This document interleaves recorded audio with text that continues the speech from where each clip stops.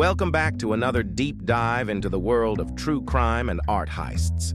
Today we're unraveling one of the most baffling and notorious art thefts in history, the infamous heist at the Isabella Stewart Gardner Museum in Boston.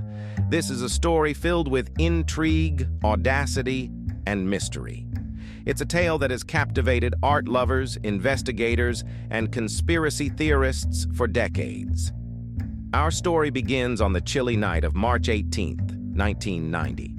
Boston, known for its rich history and cultural institutions, was relatively quiet.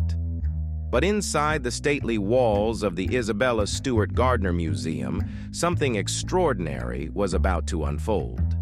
This museum, established by the formidable art collector Isabella Stewart Gardner, housed a stunning collection of masterpieces, including works by Vermeer, Rembrandt, and Degas. Gardner herself had meticulously designed the museum to reflect her eclectic tastes and passion for art. The night started like any other. The museum's security team was relatively small, consisting of only 2 guards, Rick A. Bath and Randy Hestond. Rick, a part-time musician with a somewhat rebellious streak, took the first shift. The museum's security system was outdated. A series of motion detectors, security cameras, and an alarm system that connected directly to the Boston Police Department. Despite this, it was far from state-of-the-art. As the night progressed, the streets outside the museum were calm. But around 1:24 a.m., a little over an hour after St. Patrick's Day celebrations had died down, 2 men dressed as police officers buzzed the museum's side entrance. They claimed they were responding to a disturbance call. Rick, breaking protocol, allowed the men inside, assuming they were genuine officers. Little did he know he was making a monumental mistake. Once inside, the men quickly revealed their true intentions. They were not police officers, but rather skilled imposters. They handcuffed Rick and Randy and took them to the basement, where they were duct-taped to pipes and left incapacitated. With the guards out of the way, the thieves had free rein of the museum. What unfolded next was a carefully orchestrated operation that took 81 minutes. The thieves seemed to know exactly what they were after. They bypassed many valuable pieces, focusing instead on specific works. They started in the Dutch room on the 2nd floor, where they meticulously cut Rembrandt's The Storm on the Sea of Galilee from its frame. This painting, depicting a dramatic scene of Jesus calming a storm, was Rembrandt's only known seascape. They also took Vermeer's The Concert, another priceless piece, and a small self-portrait etching by Rembrandt. The thieves' approach was methodical and precise. They cut the paintings from their frames, an action that horrified art conservators, as it can cause significant damage to the artworks. But the thieves seemed unconcerned about preserving the integrity of the pieces. They moved to other rooms, taking Degas sketches and a Chinese bronze beaker known as a gyu. One of the most curious aspects of the heist was the theft of an ancient eagle finial, which had little monetary value compared to the other stolen pieces. This item, a decorative fixture from a Napoleonic flag, seemed almost like an afterthought in the grand scheme of their loot. The selection of stolen items puzzled investigators, suggesting the thieves had a particular plan or perhaps a buyer in mind. After their spree, the thieves made their exit, leaving the museum eerily quiet and forever changed.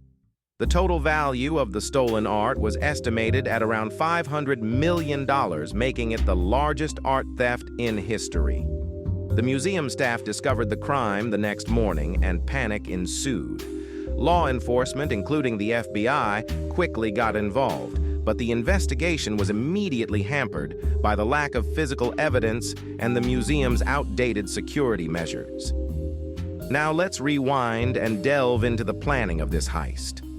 The precision and confidence displayed by the thieves suggested they had meticulously planned their operation. The disguise as police officers was a stroke of genius, exploiting a fundamental trust in law enforcement.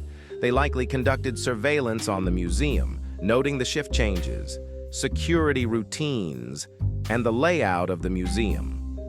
The choice of the night was also significant. St. Patrick's Day in Boston is a major celebration, with many people out partying and a potentially slower response time from law enforcement. The timing, just after the revelry had subsided, ensured the streets were quiet and any immediate alarms might be overlooked or delayed in their response. The thieves' knowledge of the museum's interior, including the locations of specific high-value pieces, indicated they had inside information. Whether this came from a former employee or someone with access to detailed plans of the museum remains a matter of speculation. The guards' behavior, particularly Rick's decision to let the men in, has also fueled theories about an inside job, or at least a level of complicity or coercion. The aftermath of the heist saw a flurry of activity. The FBI launched an extensive investigation, exploring various leads and theories. Yet, despite numerous suspects and potential motives, the trail went cold. The stolen artworks vanished into the shadowy world of black market art dealing, their whereabouts remaining one of the art world's greatest mysteries. In the years that followed, various theories emerged about who might be behind the heist. One prevailing theory involved local Boston criminals with ties to organized crime. Notorious figures like James Whitey Bulger, the infamous mob boss, and his associates were scrutinized. Some believed the theft was executed to secure leverage in underworld dealings or to settle debts. However, no concrete evidence linking these figures to the heist has ever surfaced. Another theory suggested the involvement of an international art theft ring. The precision and expertise displayed during the heist hinted at professional criminals who specialized in high-value art thefts. Such groups often have connections to wealthy collectors willing to pay top dollar for stolen masterpieces. Despite this line of inquiry, the stolen pieces have never appeared in any known collections or on the black market. As time passed, other suspects emerged, including individuals with past criminal records for art theft. Robert Bobby Donati, an associate of the New England Mafia, was considered a prime suspect due to his connections and mysterious death shortly after the heist. Likewise, Miles Connor, a convicted art thief, claimed to have knowledge of the heist but never provided substantial proof. Over the years, various leads have surfaced, including tantalizing tips and possible sightings of the stolen art. However, none have led to the recovery of the masterpieces. The Gardner Museum continues to offer a $10 million reward for information leading to the return of the stolen artworks. Despite the passage of time, the case remains open, and the mystery endures. In conclusion, the Isabella Stewart Gardner Museum heist stands as a testament to the audacity and ingenuity of art thieves. It highlights the vulnerabilities in even the most revered institutions and underscores the enduring allure of priceless art.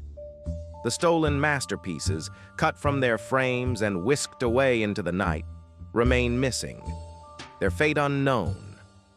As we close this chapter on one of the most infamous art heists in history, we are left with more questions than answers. Who were the thieves? Where are the stolen artworks? Will we ever see them again? The mystery continues to intrigue and captivate us, a tantalizing puzzle that keeps the legacy of Isabella Stewart Gardner and her beloved museum alive in the annals of art history. Thank you for joining us on this journey through the Gardner Museum heist.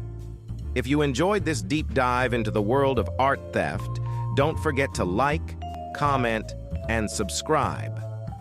Hit the bell icon to get notified of our next video. And as always, stay curious and keep exploring the fascinating stories of our past. Until next time.